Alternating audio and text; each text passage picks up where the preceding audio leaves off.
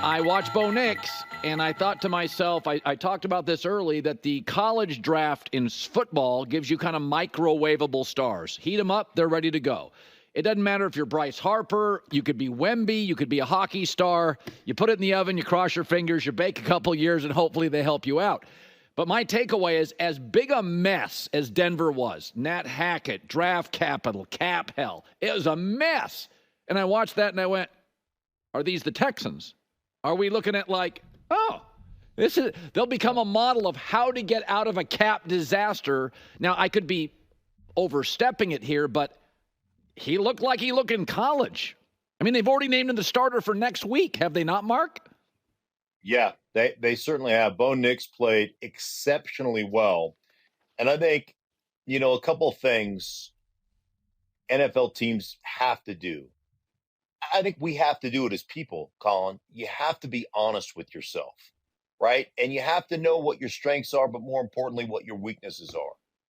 And you have to understand that you have to build the majority of your football team through the draft. Because when you go after everybody in free agency, you're paying $8+ for B- talent. Yeah. And so what the Broncos did was saying, we're going to stop the bleeding. Like, we are going to, we're not putting Band-Aids over gaping wounds anymore. We're going with Bo Nix. And, oh, by the way, the best fit, in my opinion, of any of the quarterbacks that were taken in the first round. He was 6th overall. I just thought he was a perfect fit for Sean. And ultimately, you look at the way he played, and I always talk about just pocket presence. The kid has unbelievable pocket presence, and you saw everything come to fruition. You saw him stand in the pocket, deliver the football on time, accurately. You saw him manipulate inside the pocket, never taking his eyes down to focus on the rush, always keeping him downfield, delivering strikes. You saw him scramble out of the pocket when he was under duress, but continued to focus down the football field and complete. His first completion was to Cortland Sutton on a 3rd down and 10 for a first down outside the pocket. You saw him operate on 3rd down as an offense. You saw everything you needed to see, and Bo Nix is legitimately going to be the day one starter for the Denver Broncos at the quarterback position, without question in my mind. It's just a fact. 0 sacks in that game. Yeah. Everything that Russell Wilson wasn't last year for Sean Payton, Bo Nix was. I know it's only one preseason game, but this has been the way it's been all preseason through practices with Bo Nix. Yeah, now that there's a distinction now. Justin Fields took a lot of sacks for the Bears, but PFF told you it was like the 15th best O-line. The Broncos O-line, with a left tackle that's elite, more than workable at the guard. Like, I look at the O-line, I'm like, I don't think it's a disaster when I watched them play. But let's talk about that, because it's a position you know better than anybody, is that because a quarterback gets sacked, there is a tendency to think the O-line's terrible. That's not necessarily what it means. Explain that. Yeah, well, I think what you have to understand is that quarterback sacks, to me, are more of a quarterback-driven statistic than they are an O-line-driven statistic. The way the game has changed is that the majority of the throws made within the context of your offense are quick 3-step and 5-step in nature, where the ball is coming out 1 to 2. And it's coming out in under 2.5 seconds. So if your quarterback doesn't throw the ball on time or pulls the ball and scrambles around, especially at the backside of the pocket, now those sacks go on the quarterback. And if you look at the Denver Broncos last year, of the 45 sacks they gave up, I bet you close to 3/4 of those sacks were credited as Russell Wilson's fault. And that's unacceptable. Like, that is unacceptable. And the worst part of that, for me as an offensive lineman, is when the quarterback comes out and doesn't jump on the hand grenade. You want to talk about a guy that will be hated in the locker room and that will piss me off, is when he takes 5 sacks, and of the 6 sacks that were given up, and then he comes out in the press conference afterwards and says, yeah, we got to protect better. No. What are you, a French waiter? No, you got to play better. Yeah. We don't have to protect better, with all your we. So, one of the big emphasis with that game yesterday with the Denver Broncos is 0 sacks. And that's going to be like when you give up a sack in the course of a drive, you have almost zero chance after that sack to score points. Your scoring ratio drops down to like 8 to 10% or something crazy like that. I don't know exactly what the percentage is, but you're almost zero ability to score points if you give up a sack in a drive. So having quarterbacks not taking sacks because they understand what they're doing in the context of the offense becomes vitally important. Okay. That's awesome. I'm so happy he ended on that, and he said, he emphasized that aspect, because I really want to unpack this, because Bo Nix did what so many people said that he could not do. They tried to paint the picture that Bo Nix is, really just this guy who doesn't actually really know how to command an offense, a guy who can't really move around the pocket, a guy who can't actually make good throws, that he could only just do dink and dunk, 3-yard passes, 3-yard passes. I mean, they tried to paint the picture that Bo Nix was essentially like just a child out there, right? That he was not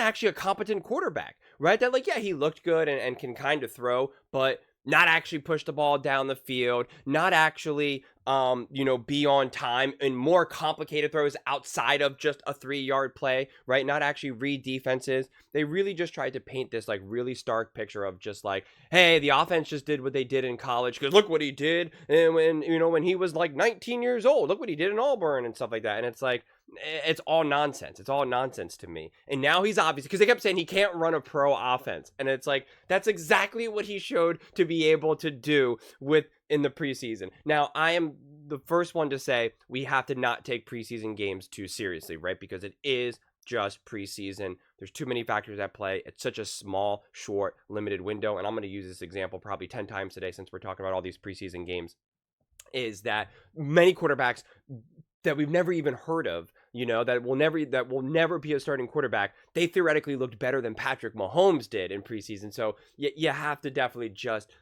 temper your expectations a little bit. But what I like is just that, to me, what Bo Nix did was prove that he can do exactly what everyone said that he could not do. Right. And so that's what I look for from a preseason game. That's what I can take away from that. Because let's use Justin Fields as an example. And there are or Trey Lance, as I was talking about to Travis O'Shea in the comments, is that all of those things that we say that those quarterbacks can't do, are incapable of doing, even in a preseason game, they've proven to still struggle with that, right? Trey Lance struggled to find his footing, to actually make accurate throws, to actually command the pocket, right? He's just still running around using his legs. Justin Fields is having some fumbles and stuff like that. And you want to blame the center, whatnot. Fine. Maybe it was just bad luck, but he did not look confident. He did not command the offense in a confident manner, say that a Bo Nix did, right? To me, that's very clear.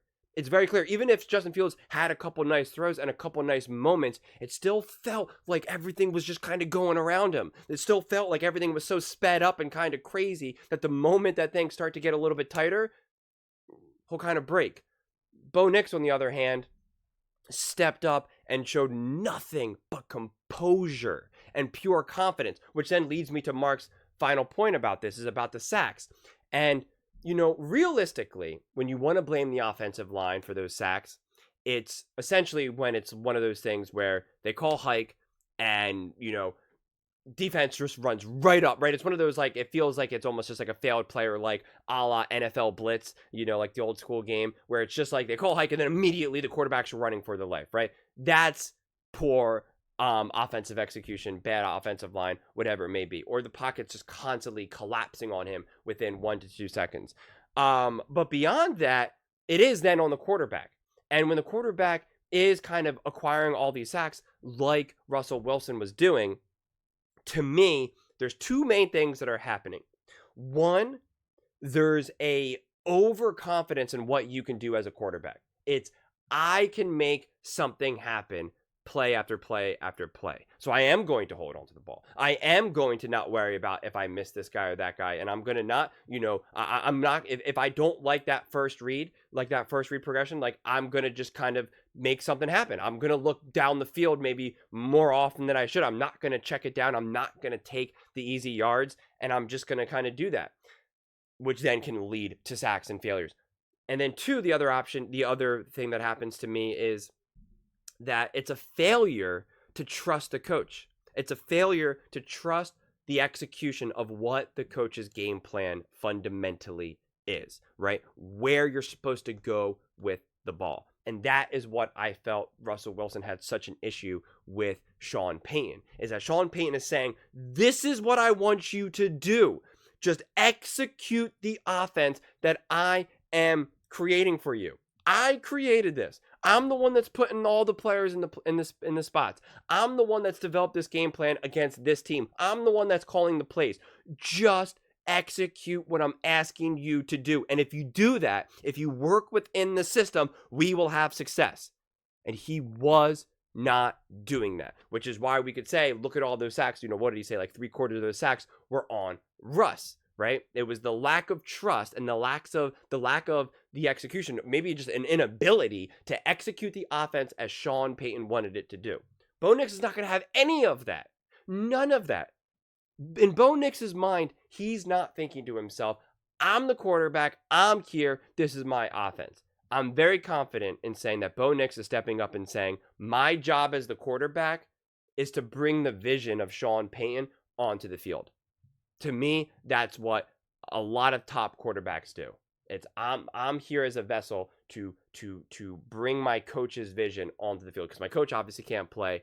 I'm there to do that. And you can have tremendous amount of success. Tremendous. And we like to say it's a system quarterback and game manager and whatnot. I'm so tired of that nonsense, right? Like it just doesn't make sense to me. Patrick Mahomes has won a Super Bowl being a game manager.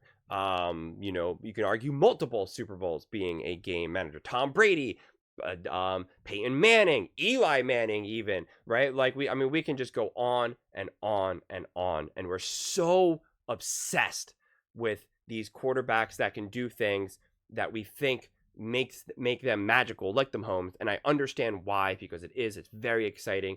From the moment you ever even started playing video games, it's what you did. You call hike and you just immediately run around in circles, right? It's just video game, right? Like, and it's fun, and that's what you want to do. And in your mind, if you could ever be a quarterback, what would you want to be? A quarterback that just calls hike, drops back, and then throws the ball within a second? No, you imagine yourself being big and strong and fast and jacked and powerful and ready to go, and that you could call hike and you could just do whatever you want. You could, shove people out of the way. You could throw the ball literally 90 yards down the field. Like, we inflate whatever in our mind is. So when we see a player actually even remotely resemble that, we see them as gods. We see them as legends. But then we forget what also makes people special is just being consistently great. Consistently great. And I think that is the path that Bo Nix can absolutely have. And I think really where he will shine more than anything, like I said, is his ability to just execute Sean Payton's game plan. And for those of you that think that Sean Payton's not an actual good coach,